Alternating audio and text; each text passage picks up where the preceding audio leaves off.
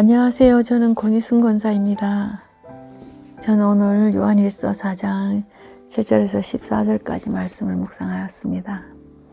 하나님은 사랑이시다. 하나님은 사랑이시다. 이 본문을 몇 번을 읽었습니다.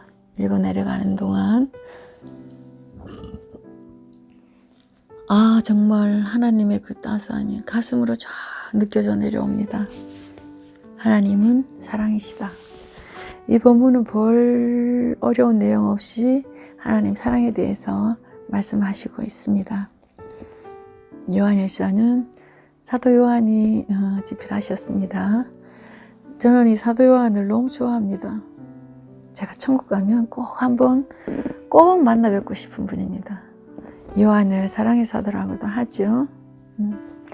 그 요한의 이름의 뜻이 여호와께서 사랑하시는 자, 정말 좋은 이름이죠.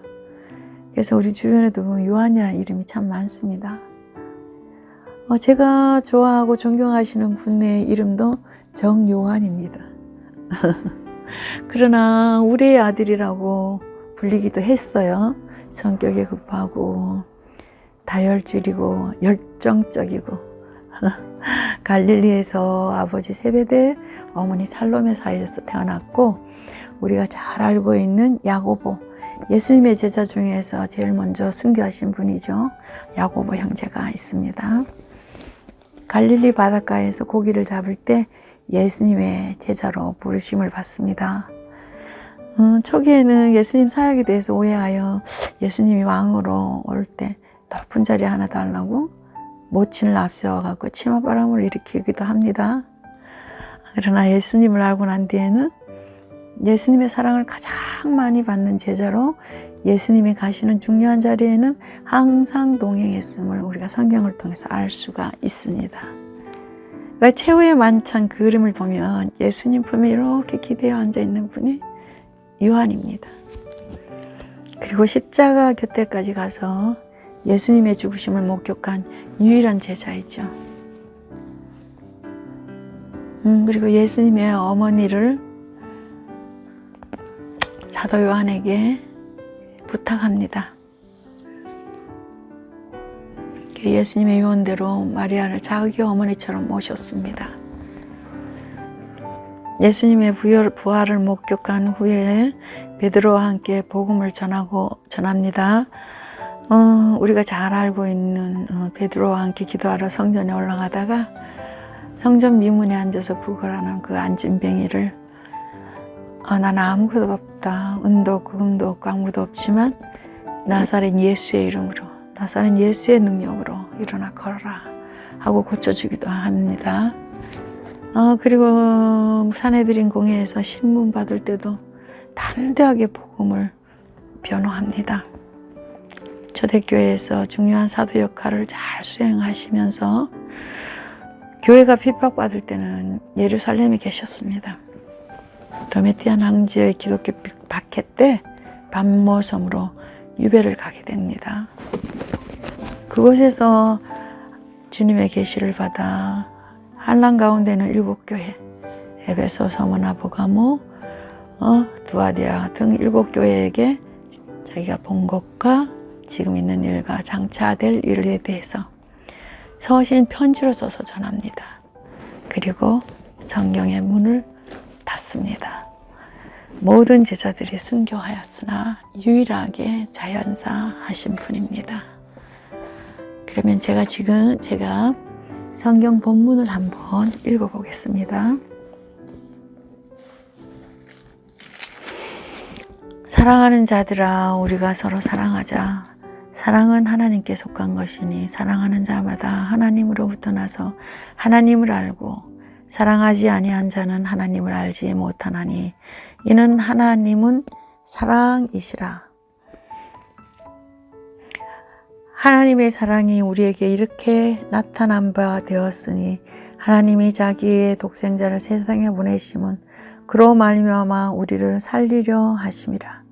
사랑은 여기 있으니 우리가 하나님을 사랑한 것이 아니요 하나님이 우리를 사랑하사 우리 죄를 속하기 위하여 화목 제물로 그 아들을 보내셨음이라.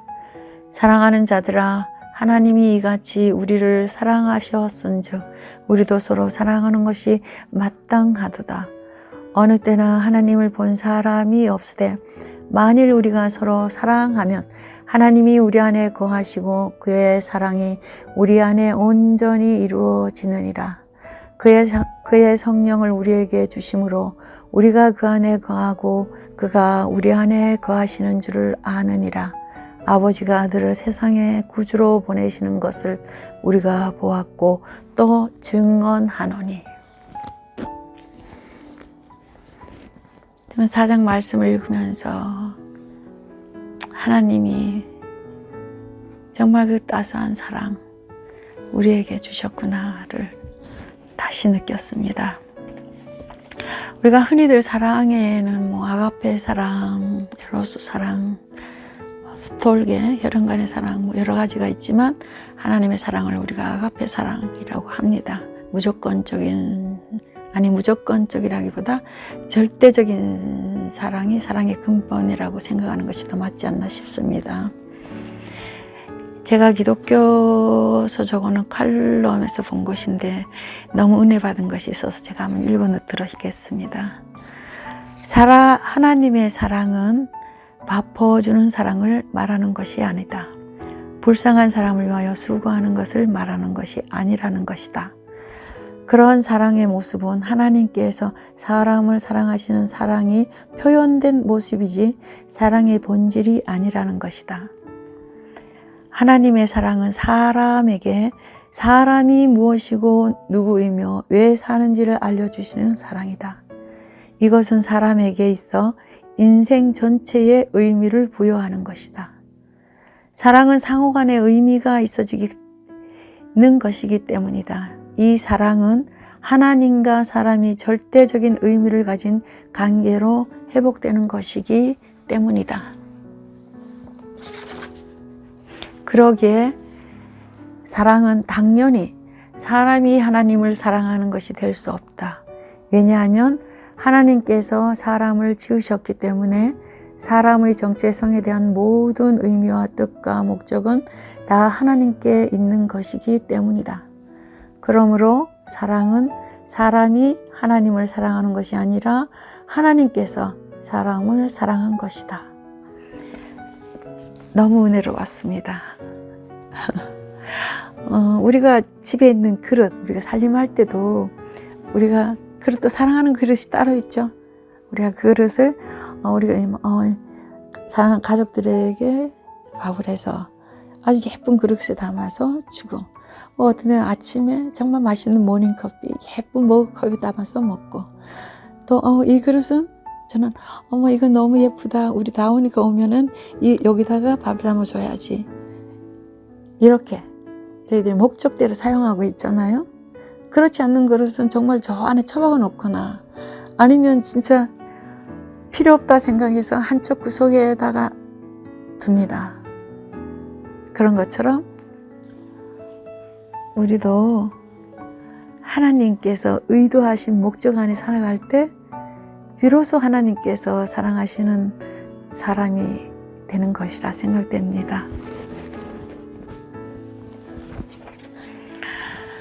하나님께서 정말 우리를 사랑하는 큰 사랑은 하나님이 우리를 사랑하사 우리 죄를 속하기 위하여 그 아들을 화목제물로 삼으신 것입니다. 이 사실은 하나님이 사랑이신 큰 증거입니다.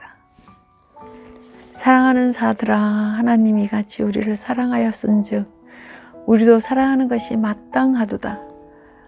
어느 때나 하나님을 본 사람이 없으되 만일 우리가 서로 사랑하면 하나님이 우리 안에 거하고 그의 사랑이 우리 안에 온전히 이루어진다 라고 하십니다. 우리가 다른 사람을 사랑할 수 있는 것은 우리 안에 하나님이 계시고 하나님의 그의 사랑을 우리에게 부어주고 계시기 때문입니다. 그 사랑을 받은 사람은 서로 사랑할 수 있습니다. 우리가 서로 사랑하여 우리 안에 계시는 하나님을 증거하며 사는 우리가 되었으면 합니다.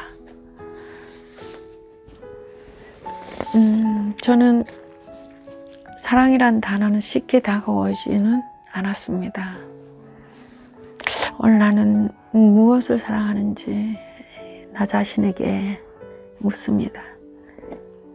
세상을 사랑하고 누렸던 때를 기억하는 것은 참 감미롭습니다.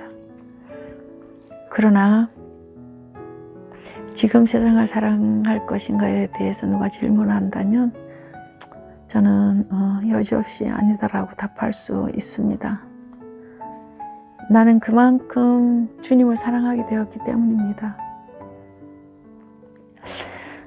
이 또한 주님의 은혜임을 제가 고백합니다.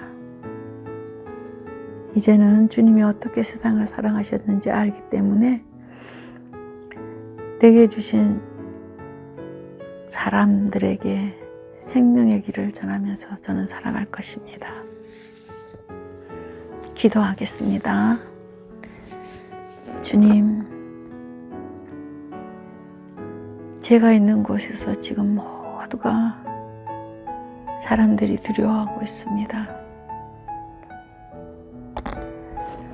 사람들을 대면할 수 없는 시대가 열렸습니다. 얼마나 급하시면 세상을 이렇게 하셨습니까? 아버지의 아름다운 천지 창조를 거스리는 형편없는 저희들을 용서하여 주시옵소서. 저희들을 불쌍히 여겨 주시옵소서. 이제 주님의 백성들이 대면하여 서로 사랑하고 사람들이 대면하여 예배하고 복음 전할 수 있게 하여 주시옵소서. 성령으로 충만하게 하셔서 하나님의 사랑으로 하나님의 바른 교훈이 우리의 양심을 새롭게 하고 지혜를 주시어서 이웃에게 주님의 사랑이 넘쳐나게 전할 수 있는 저희가 다 되게 하여 주시옵소서. 감사드리며 예수님 이름으로 기도드렸습니다. 아멘.